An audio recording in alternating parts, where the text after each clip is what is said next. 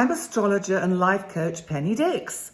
Welcome to my YouTube channel and welcome to yet another of my short heads up videos. And today is the 19th of November, and the aspect that I want to talk about today is Mars, our god of action and energy, now retrograde in Gemini, and Mars is making yet again another square. That's a hard, challenging aspect to Neptune in Pisces. Now, why do I keep coming back and it's a bit like Groundhog Day, repeating the same aspect and coming and telling you all about Mars Square Neptune again? Well, it's because with different points in time, actually, the whole chart changes.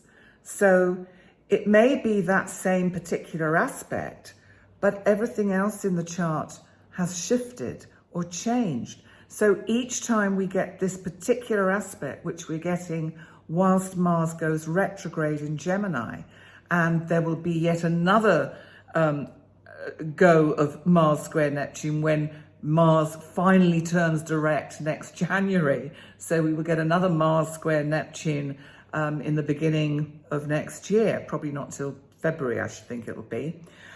So that's why I come back to it. Now, the chart for this particular Mars square Neptune, I'll explain what it's about in a minute.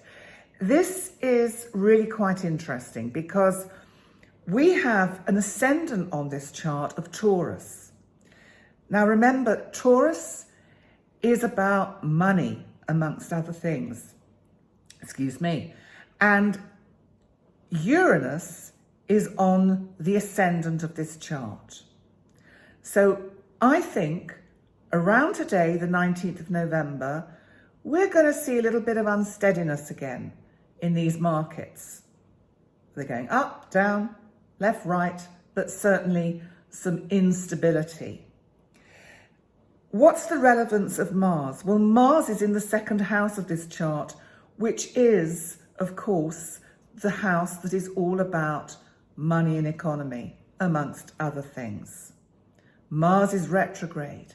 I just think we're going to be revisiting some kind of news about banks and finance in general that we had even a few months ago. There's a sense of revisiting certain energy. And Neptune, which kind of can cloud things and make things unclear so that we can't really see the wood for the trees or the truth or how things are going to kind of turn out. Of course, Neptune is in Pisces, and it's in a part of the chart which where its energies are somewhat restricted.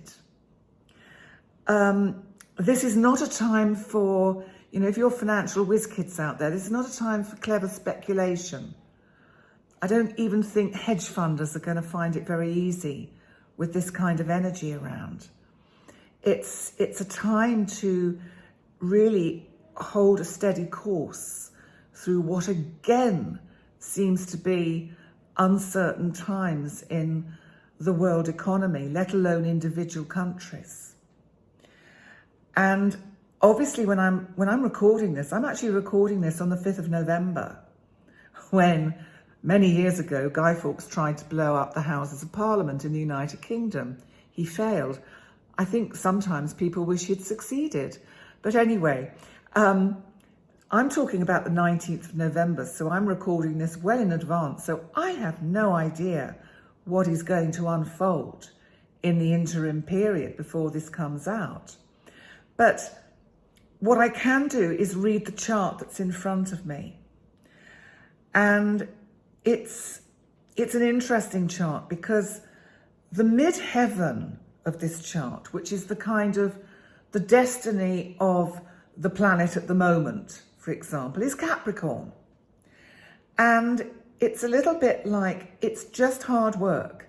We have just got to all kind of knuckle down and just accept that this kind of austerity, which can be very much Capricorn, and this kind of need to follow the rules is really going to be the order of the day. The good news, of course, is Pluto is actually on the midheaven, Pluto in Capricorn. Now, this I think is quite interesting because Pluto in this chart, Pluto, remember, is about transformation, and it's also towards the end now of its time in Capricorn, although it doesn't fully move into Aquarius till 2024, and next year it just dips its toes in for a couple of months. Now, Pluto in this chart is making a lovely trine to the moon in Libra. I feel this is about world leaders stepping up, stepping in and saying enough is enough. We have to get balance here. We have to have transparency. We have to have honesty. Now, I have no idea what this might be to do with. I'm just going with the energies and reading the hieroglyphics of the chart, if you like. But it actually feels quite positive.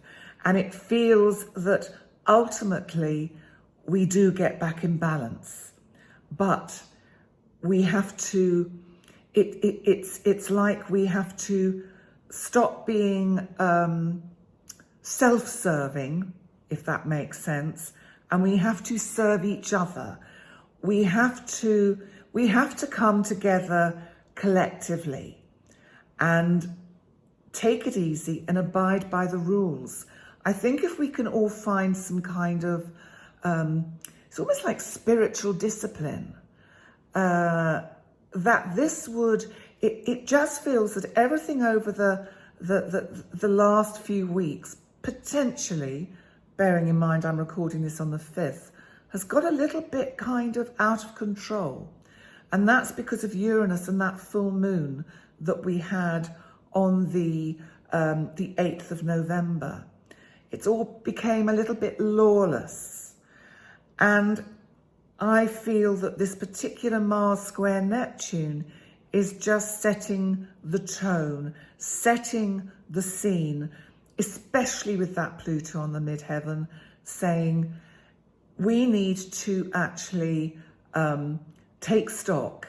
And with Saturn in the 11th house, which is all about the wider community, it's about taking our time and doing it by the book. What's it all going to mean? I can't wait to see what will have unfolded by the 19th. It'll be just as interesting for me as it will for you when you're listening to it on the 19th. So in the meantime, thank you so much for joining me for this heads up. And please remember to like, comment and subscribe. And do check out all the other videos on my channel, especially the Whiskey and Bagels series that I do with Brandon Russ. They are super fun and we're getting a really good following with that. So thanks, Brandon. And okay, so in the meantime, thanks so much for joining me and I will see you next time. Bye for now.